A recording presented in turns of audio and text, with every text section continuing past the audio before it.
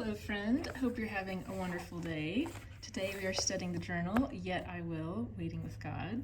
This is a favorite, and I think so many of us are waiting, and so many of us need the reminder that we can say, Yet I will with God, no matter what happens. So, this is based off of a passage from Habakkuk 3, which talks about waiting with God and saying, Yet I will. So at the beginning of each journal, this is an ever-seeking journal that goes through a passage or theme of the Bible in 30 days. First 20 days is the main study, and then 10 optional pages. And so each one has kind of a how to use. It's always a little bit different. So Yet I Will and Waiting, we look at from Habakkuk, and then the optional pages has more on waiting. So let's go ahead and journal this first page together.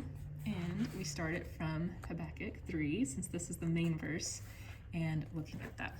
So Habakkuk 3 in 17 through 19. Though the fig tree should not blossom, nor fruit be on the vines, the produce of the olive fail, and the fields yield no food, the flock be cut off from the fold, and there be no herd in the stalls, yet I will rejoice in the Lord. I will take joy in the God of my salvation. So keep going. Yes, perfect. God, the Lord, is my strength. He makes my feet like the deer's. He makes me tread on my high places. The choir master strength. So, what things are not happening? Several things. So, it says, though the fig tree should not blossom. I don't know if you can see as I'm writing. And these are all things that were very important at the time. No fruit on the vines. And thinking for us, what is this equivalent for us? How is this the same? What would it be for us? No produce of the olive.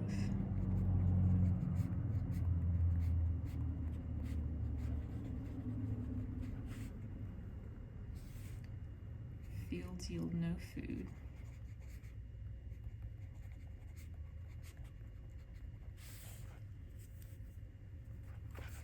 Flock cut from the fold. Is that right?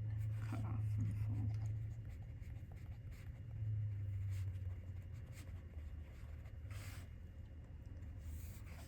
Let's see if I can fit. I should have squeezed a little more. It happens.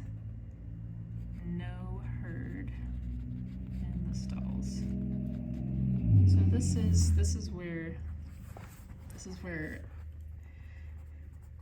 we're at. All of these things, none of them have come to pass. And looking at it all together, it's almost poetic in a way, and it's saying this is the ultimate. Nothing's happening. But even in our daily lives, maybe one thing happens, we're like, okay, I can do that. Nothing happens.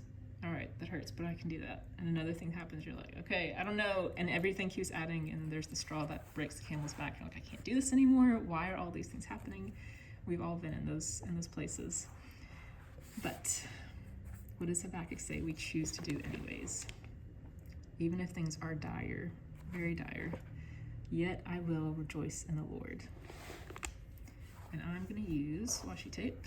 So this is solid color washi tape, different ways of using it. I like to use it for what I call backwards highlighting. It's basically putting down the color, and then it's like a little off. I don't know, y'all. Sometimes I can do it, sometimes I can't. I'm gonna try to redo it a little bit more straight. But this helps for a color and the words on it to pop off the page.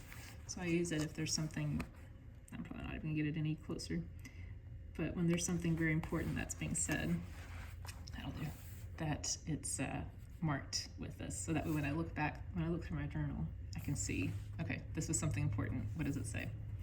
And of course, this is the main thing. So yet I will rejoice in the Lord.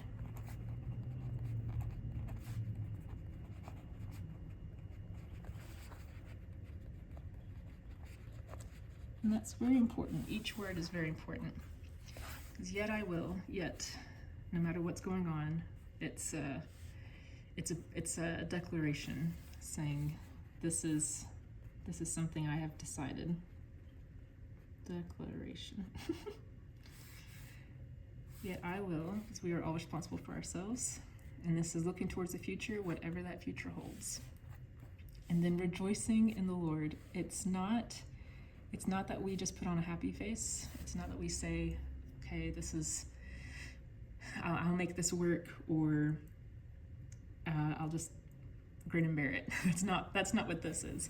This is very much choosing, that's my not symbol, not grin and bear it. This is us choosing to be joyful in God, because that's where our joy comes from. I will take joy in the God of my salvation. And that gives a very specific, it's the God of my salvation. And when we remember that he is the God who has given us salvation, it's like everything falls into place. This becomes so much less important on all the things that we can equate? I don't know if that's a word. Make the same thing as, and make it, that's what our lives are. If these things don't go right, then what's going to happen? And in the grand scheme of things, even though it hurts, even though whether it's for a second or for years, this still hurts, and that doesn't take away from that. But we know that in perspective of our salvation, this is nothing, and God will get us through it. We can still rejoice, we can still have joy, not necessarily happiness that may ebb and flow with our emotions or with circumstances. This is a joy that lasts and is foundational, will last us throughout our lives, no matter what comes, even if the fig tree should blossom and there is fruit on the vines, the olives are flourishing and there's food in the fields and there's herd in the stalls and there's flocks and everything. Think about it that way too. Do we still take joy in God, or do we take joy in those things? We don't want anything to replace our joy in God. So no matter which situation we're in, no matter which side we fall on right now or any other time in our lives, do we take joy in the God of our salvation? Because that is what's eternally important.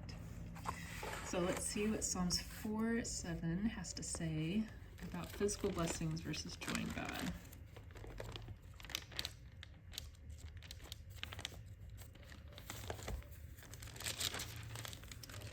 So this is Psalm 4:7. You have put more joy in my heart than they have when their grain and wine abound. This is such a beautiful verse. And it's the truth, it's the absolute truth. So I'm just going to write, I almost just want to write the verse out.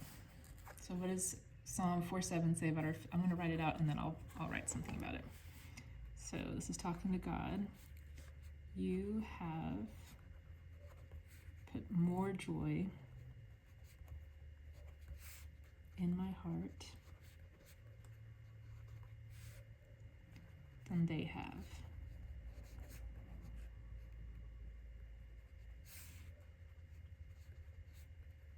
When their grain and wine abound. And thinking through that, this is the ultimate. We know that this is foundational. It doesn't change with our emotions. It doesn't change with our circumstances. It is solid. And God keeps giving it to us and in our hearts. That is something that is irreplaceable. Nothing else could do that. Even more than when their grain and wine abound. So as we talk about all these other things, even if this is going right, I still look to God first. I'm not looking to anything else. I will still look to him for joy, because he puts more joy in our hearts than anything else can. And he continues to. And how beautiful is that God continues to do that for us, no matter what. Even all these years later after Habakkuk's been written.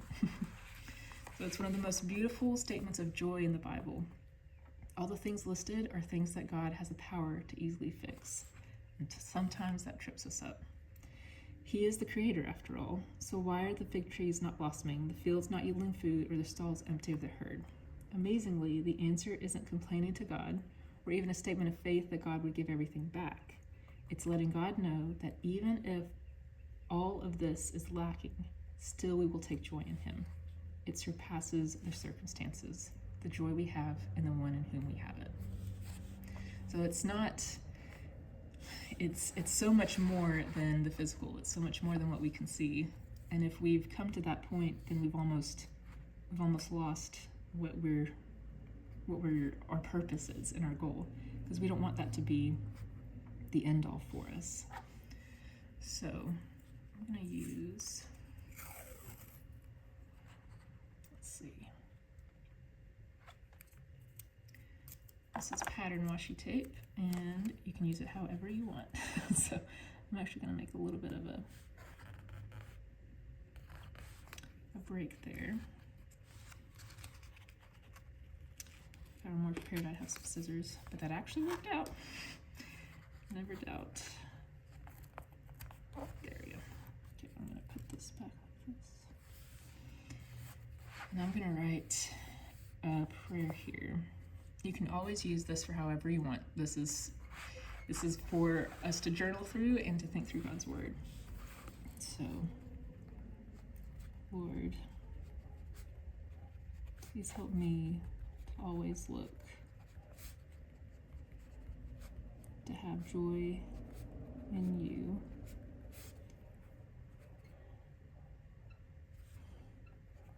in any circumstance,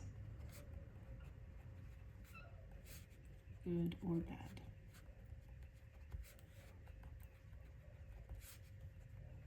Thank you for the joy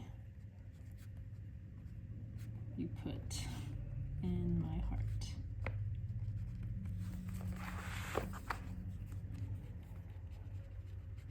Please help me treasure it. And how gorgeous that we can talk to God about anything and everything. So when things are going terribly, we can talk to him about it.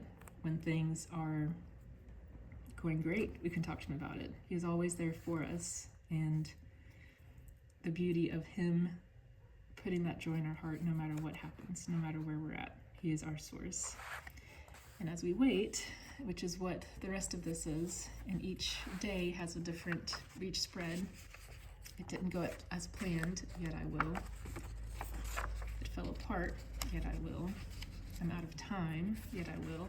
So many of these that we look at and sing, no matter what happens, and we look at different people in the Bible who were in those circumstances and how they dealt with it. On the other page, it talks about that in a different perspective. So it ties it all together. It's like a big connection verse, so to speak.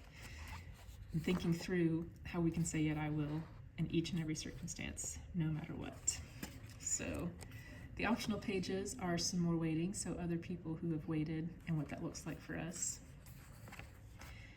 But always to remember, if we are in a waiting season, if we are out of a waiting season, anytime really, but it especially hits harder when we're in a waiting season, that we want to say, no matter what happens, whether this is good or whether this is bad, yet I will.